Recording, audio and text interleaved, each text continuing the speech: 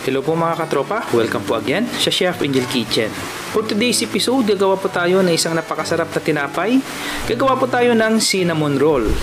Paliwanag ko rin po sa inyo kung paano gumawa po ng dough, yung kanyang filling, at yung kanyang glaze. Ito na po yung ating mga ingredients.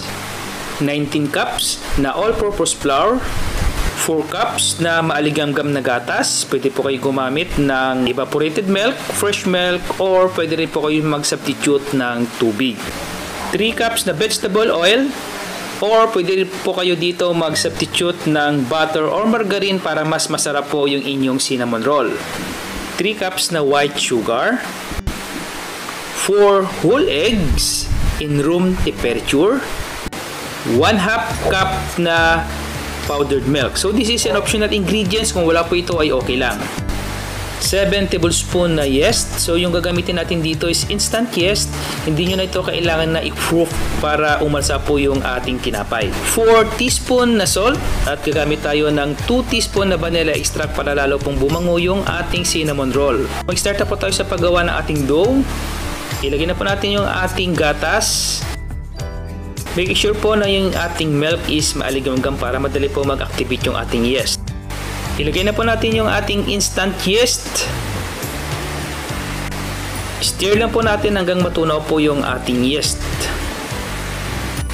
Isunod na po natin yung kakampi or yung partner ng ating yeast. Ito po ay white sugar. Ito po tutulong para lalo pong mag-bloom yung ating ginagawang dough. Stir lang po natin hanggang matunaw yung ating asukal. Right after po na matunaw na po yung ating asukal, isunod na po natin yung ating 4 na itlog. So huwag nyo po munang idirekta dito sa inyong hinahalong ingredients para kung may bugok ay hindi po mahawa yung ibang ingredients. After po ng itlog, ilagay na po natin yung ating vegetable oil. So again, pwede po kayo mag-substitute dito ng margarine or butter para lalo pong mas malinamnam yung inyong magagawang tinapay.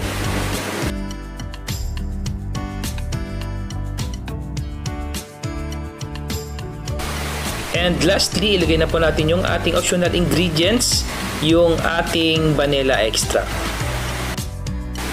Sa isang bowl, paghaluin na po natin yung ating harina, powdered milk at yung ating asin.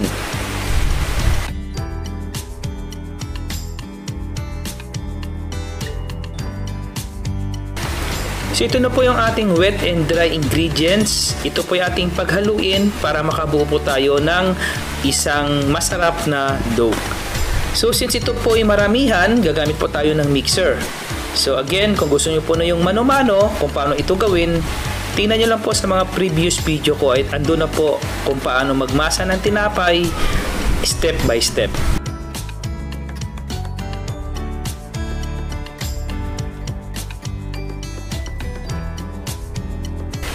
So yung ibinigay ko pong recipe dito, sometimes po ay kayo na lang po yung mag-adjust kasi minsan may mga harina po na matakaw sa tubig at yung iba naman po ay hindi po matakaw sa liquid.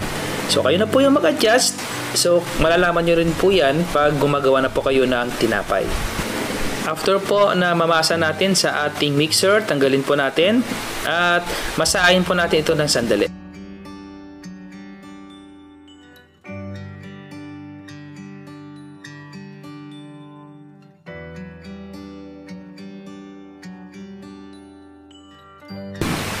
Pahiranin po natin ng oil yung ating bowl kung saan po tayo magpapalsa ng ating dough. Ito po tinatawag na first rise.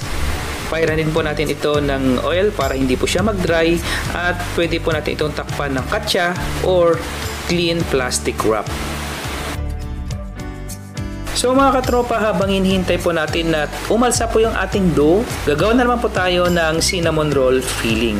So napakasimple na po itong gawin. 6 na po na ingredients at makakagawa na po tayo ng masarap na filling para sa ating cinnamon roll. Yung ating mga ingredients, 12 tablespoon na flour, 1 cup na brown sugar, 1 cup na white sugar, 8 tablespoon na cinnamon powder, 1 teaspoon na salt, at 1 cup na unsalted butter. So, sunod po na gagawin natin, ito po ay ating pagsamasamahin sa isang mixing bowl. Sa isang mixing bowl, ilagay na po natin yung ating unsalted butter. And then, haluin po natin yung ating dalawang asukal, yung ating pula at puting asukal. Isunod na rin po natin ay ihalo yung ating cinnamon powder. And then, isunod na po natin yung ating salt. At haluin po natin ito ng maigi hanggang mag-incorporate po ang lahat po ng ating mga dry ingredients. Ilagay na po natin yung ating pinaghalong dry ingredients sa ating butter. I-mix natin ito ng maigi hanggang maka-form po tayo ng isang paste. And then after po na mahalo natin ng maganda yung ating mixture, ilagay na po natin yung ating all-purpose flour. So yung trabaho po nito, ito po yung mag-hold sa loob po ng ating tinapay para during po ng ating baking ay hindi niya po iluluwa yung palaman. So I think okay na po yung ating cinnamon filling. So set aside po natin ito at check po natin yung ating dough. So after 1 hour, ito na po yung ating dough. So tignan po natin. So here mga katropa, umalsa na po siya. Ito po yung ating paputukin para lumabas po yung hangin. After po natin ito na mapaputok, ay i-transfer po natin ito sa isang flat surface at masahin po natin ng konti.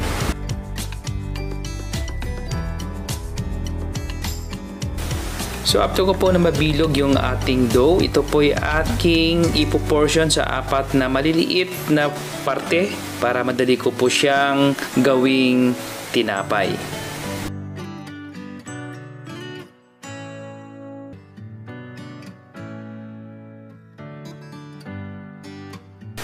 So yung next step po natin, maglagay lang po tayo ng konting flour as dusting and then ipa-flatten po natin yung ating na portion na dough. Ito po yung ating ipa-flatten using ruling pin. Okay?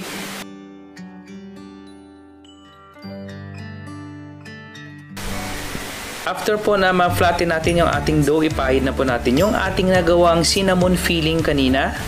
Ilagay po natin yan, spread po natin ng dahan-dahan.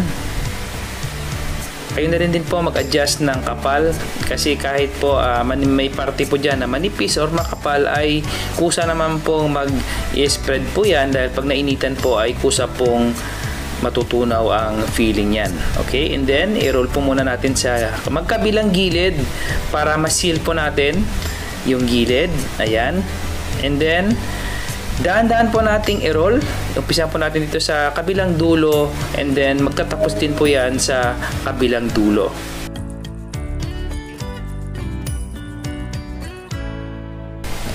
After po na ma-roll po natin yung ating dough, i-seal po natin para magkaroon po siya ng lock. And then maglagay po tayo ng konting flour as dusting at ipagulong po natin yung ating tinapay at i-portion na po natin.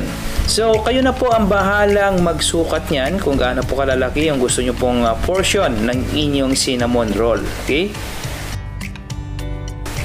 So, sapagkat pwede po kayong gumamit ng kutsilyo, pero sa akin para maging mas malinis po yung pagkakaputol, gumagamit po ako ng sinulid o di kaya itong medyo makapal po na kitchen twine. Okay?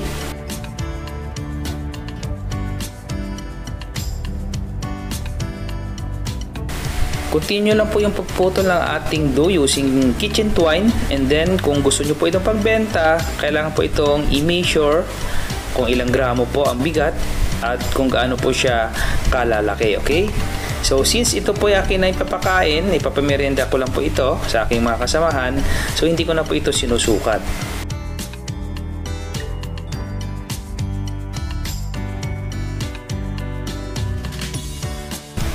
After po natin ito na makat, ito po yung ating i-arrange sa ating baking pan at ito po yung ating paalasahin about nasa 30 to 40 minutes until double in size. And then i-bake po natin ng 190 degrees Celsius hanggang lightly brown. And after 25 minutes, ito na po yung ating cinnamon roll. After po na mapalamig na po natin yung ating tinapay, gagawa na naman po tayo ng ating cinnamon glaze. Okay, so we have 4 ingredients sa paggawa po ng ating cinnamon glaze. At ito na po yung ating mga ingredients. 4 cups na icing sugar or powdered sugar. 1 cup na unsalted butter at gagamit tayo ng 200 grams na cream cheese, any brand. Yan naman po yung brand na aking ginagamit. At maglagay din po tayo ng a pinch of salt, pampalasa. So sa isang mixing bowl, lagay na po natin yung ating cream cheese and then using our electric mixer, i-mix po natin ito, i-whisk po natin hanggang maging smooth po siya at maging creamy.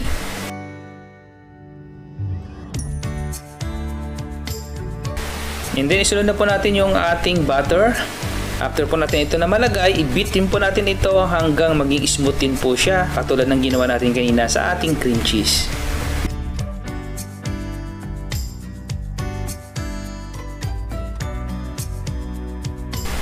And then ilagay na po natin ng paunti-unti yung ating confectioner sugar or yung ating magic sugar. Ilagay po natin ito gradually para hindi po siya magkaroon ng lumps. And then continue lang po sa pag-whisk ng ating mixture, okay? Hintayin po natin ito na wala na pong traces yung ating confectioner sugar at smooth po siya. And then ilagay na po natin yung ating asin at pwede pa po kayo dito magdagdag ng vanilla. Okay, so kompleto na po yung ating cinnamon glaze. At ito na po yung texture na ating hinahanap, buttery smooth, wala na po siyang lumps at parang soft peak na po, kumbaga, sa ating icing, okay? So pwede nyo po itong tikman para ma-finalize nyo po yung gusto nyo pong lasa. So sa paglalagay po ng ating cinnamon glaze, ilagay po natin sa taas. Kailangan po hindi na po mainit at malamig na po yung inyong tinapay or else ito po ay magme-melt or matutunaw. So sayang na po yung inyong ginawang cinnamon glaze, okay? So ipahin po natin using brush until po malagyan po natin lahat.